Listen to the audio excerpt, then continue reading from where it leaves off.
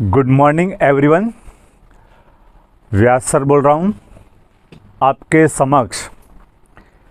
CBSE Hindi standard 9th and 10th अनुच्छेदन लेखन, उसमें एक संकेत बिंदु है, उसमें अलग अलग टॉपिक है आपके सामने। उसके कुछ नमूने, कुछ एग्जाम्पल आपके समक्ष प्रस्तुत कर रहा हूँ। सर्वप्रथम, पहला सुख निरोगी काया। आपको पहले शीर्षक लिखना है,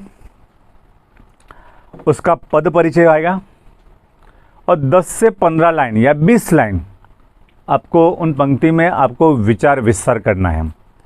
लेकिन जो टॉपिक दिया गया है पहला सुख निरोगी काया, उस पे अंतर्गत ही लिखना है आपको।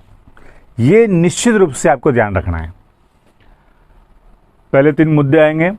आशय यानी उद्देश्य, दूसरा आएगा व्यायाम यानी स्वास्थ्य, और समाज को लाभ क्या हो सकता है यह बताया गया है।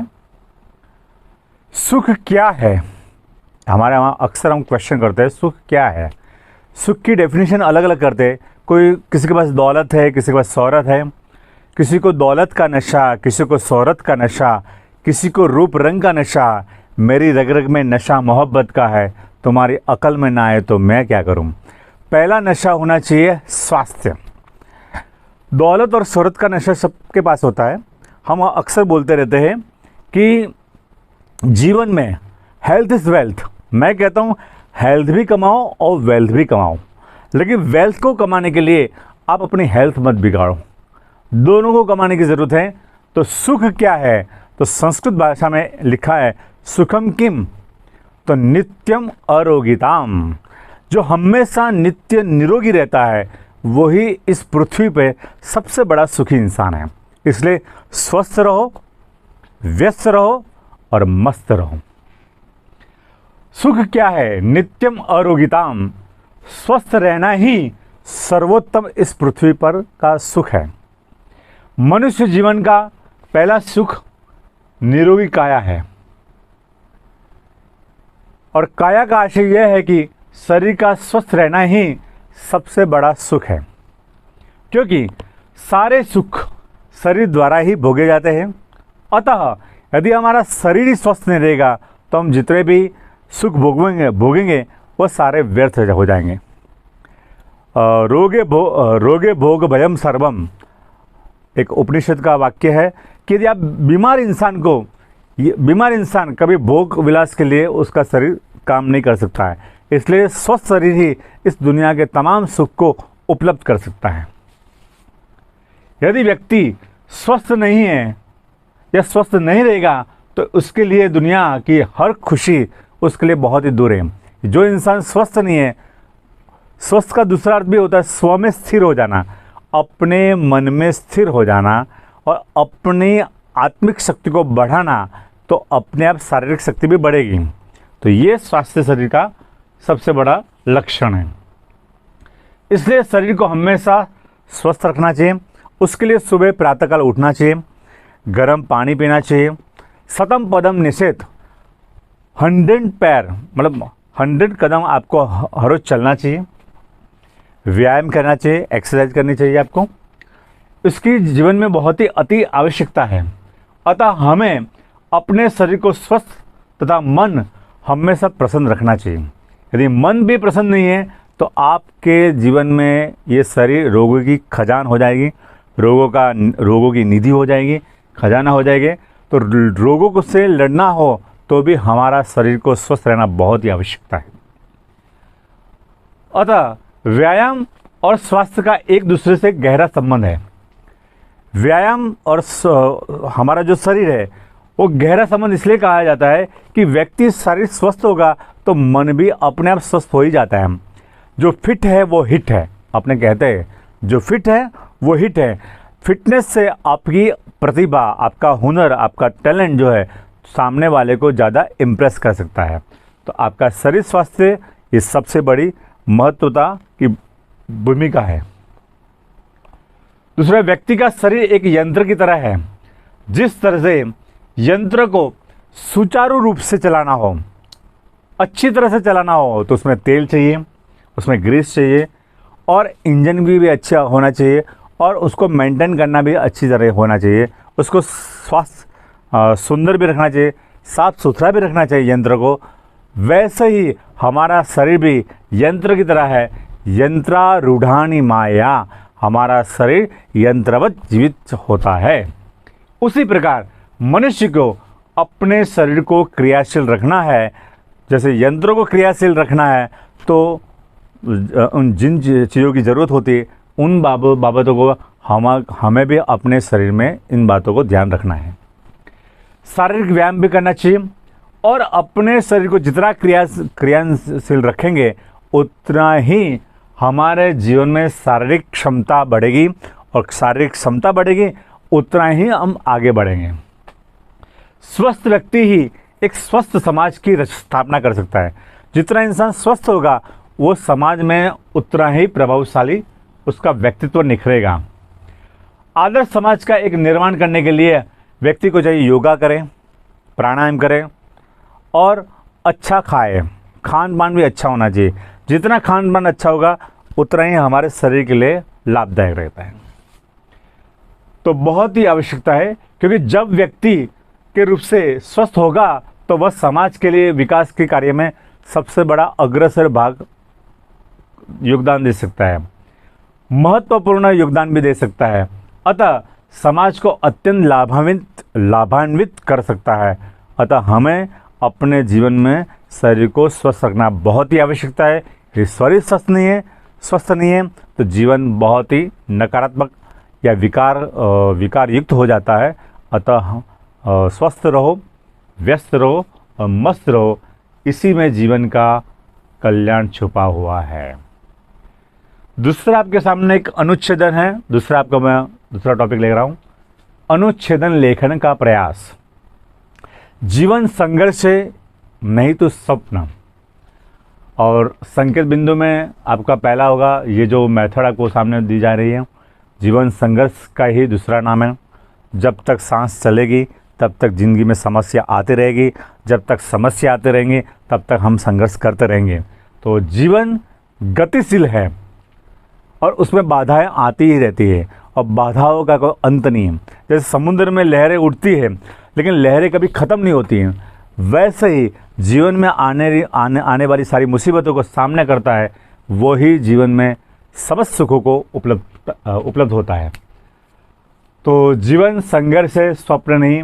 इसके बारे में हम आपके स्क्रीन पे समक्ष आ चुका है। शीर्षक और उसके बाद परिचय।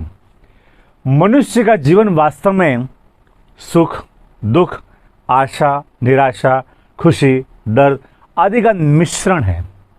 यह न तो केवल फूलों की सेज है, न ही कांटों का ताज है। वस्तुतः जीवन एक अनवरत संघर्ष है। अनवरत शब्द का अर्थ होता है निरंतर संघर्ष करना ही पड़ेगा।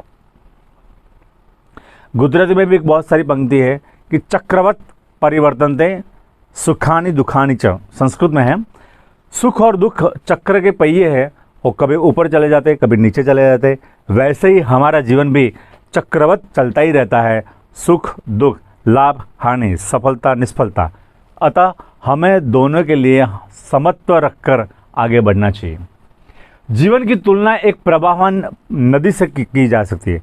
नदी का प्रवाह हमेशा बहता ही रहता है। और आपने देखा होगा नदी का प्रवाह जितना बहता है उतना ही वो स्वच्छ, सुंदर, पवित्र और निर्मल रहता है। उसी तरह से तालाब का पानी देखोगे तो गंदा रहेगा, क्योंकि वो एक जगह ठहर जाता है। जो व्यक्ति ठहर जाता है, जो अटक जाता है, वो भटक जाता है। जिसका तालाब का पानी ठहरा हुआ है वो हमेशा गंदगी फैला देता है। जीवन में जो व्यक्ति ठहर गया है जीवन में, वह गंदगी से भर जाता है, विकारों से भर जाता है। अतः हमें भी जीवन में संघर्ष में यात्रा करनी चाहिए, हमें गतिमान रहना चाहिए। जिस प्रकार एक सरिता अविरत बहकर समुद्र को मिलने के चली जाती है, लेकिन नदी का पानी पीने लायक बन जाता है, लेकिन समुद्र का पानी पीने लायक नहीं रहता है, क्योंकि समुद्र सागर जो है वो संग्रह करता है, और जो इंसान संग्रह करता है उसका पानी पीने लायक बनता नहीं है। सुख समृद्धि कितनी भी बड़ी क्यों ना हो जाए, लेकिन वो गतिशील न रहेगा तो उसका जीवन का ठहराव आ जाएगा, और वह मधुर होना चाहिए, मिठास होनी चाहिए, वो नहीं होती। कुएं का पानी गहरा है अतः वो मीठा है, नदी का पानी बहता है इसलिए वो स्वच्छ और निर्मल रहता है। वैसे ही इंसान के जीवन में भी जितना नई नई चुनौतियों को एक्सेप्ट करता है, स्वीकारता है, उतना ही इंसान स्वस्थ रहता है, गतिशील रहता है और आगे बढ़ता है। जैसे कि लहरें सदा गतिशील रहती है, वायु भी एक क्षण के लिए कहीं रुकता नहीं है। सूर्य हो, चंद्रमा हो, तारे हो, वनस्पति हो, खिलते हैं, मुरझाते हैं, लेकिन गतिशील रहते हैं। सूर्य भी उदय होता है, कभी अस्त होता है, वो भी गतिशील है। पूरी प्रकृति हमें शिक्षा देती है कि जीवन एक गतिशील है, आलस बन के जीना नहीं चाहिए। आलस में बन के रहेंगे तो साक्षात हम मुर्दे चलती फिरती लाश हो जाएंगे और हमारा एक सिर्फ सांसें लेना ही जिंदा होने का प्रमाण नहीं है। तो इंसान का प्रमाण यह है कि वो गतिशील रहता है, चैलेंजिंग रहता है। और जीवन में एक बात याद रखना कि कुछ पाने में सुख नहीं है, लेकिन उस पाने के पीछे जो जर्नी चलती है, वो जर्नी को जो इंसान एंजॉय नहीं करता है वो अक्सर दुखी रहता है, परेशान रहता है। तो गतिशील में ही जीवन की मधुरता है और उसकी मिठास है। साथ साथ मनुष्य समय के साथ साथ आगे बढ़ते रहने की प्रबल मानवीय जीवन की लालसा है। लालसा माने इच्छा है, कामना है।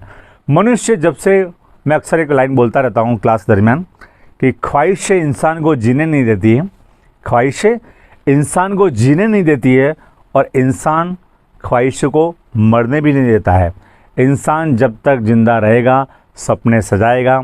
सपने देखो, सपने सजाओ, सपने को पाओ, ख्याल रखो और अपने सपने को इतना प्यार करो कि उसको शिद्दत से उसको पाने के लिए पूरी जी जान से लग जाओ। तो कुमार विश्वास की एक लाइन है, मैं जब भी तेज चलता हूँ नज़ारे चुक जाता हूँ।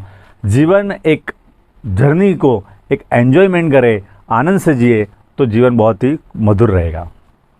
विषय वस्तु, इस अविरत गति से प्रभावान जीवन में अनेक ऊंचे नीचे रास्ते आते हैं, अनेक बाधाएं भी आती हैं। अनेक बाधाओं में संघर्ष करते हुए जीवन आगे बढ़ना चाहिए और उसी का जीवन ही गतिमान रहता है, उसी का जीवन में प्रवाहित रहता है, उसी का जीवन में मधुर रहता है। कर्म तो करना ही पड़ेगा, कर्म करना अंतिम सत्य है, तो कर्म करते ही रहना जी। और जीवन में आने वाली जितनी भी बाधा है, जितनी भी रुकावट है, उनको पार करते हुए आगे बढ़ता है, वह इंसान अपनी मंजिल को पाता है। उसी में उसका जीवन का साफल्य है, सफलता है। अतः मनुष्य को गतिमान रहना चाहिए। जीवन की सत्यता असत्य एक सपना कल्पना है, लेकिन जब तक जीवन है तब तक हमें कठोर परिश्रम करना ही पड़ेगा। ऐसा कोई इंसान नहीं है कि जब तक इंसान के जीवन में समस्या, प्रॉब्लम, रुकावटें न आई हो। हमारे गुजराती में कहावत है, सारा काम में 100 विघ्न। आप कोई भी काम अच्छा करना स्टार्ट करोगे तो विघ्न आएंगे। आप पढ़ाई करना स्टार्ट करोगे तो भी आपके आसपास रुकावट आएगी। उसी वक्त आपके मन को शांत रखना है, प्रसन्न रखना है और खुश रह के अपने कार्य में जुड़ जाना है। मनुष्य के जीवन को आगे बढ़ाने के लिए एक प्रेरक सूत्र है मनुष्य की आशाएं, इच्छाएं, कामनाएं। अतः मनुष्य स्वप्न के माध्यम से ही ऐसी कल्पना करता है। पहले इंसान स्वप्न देखता है, जैसे एक मिस्त्री के दिमाग में टेबल कैसे बनाना सपना आता है, फिर वो कार्यान्वित करता है।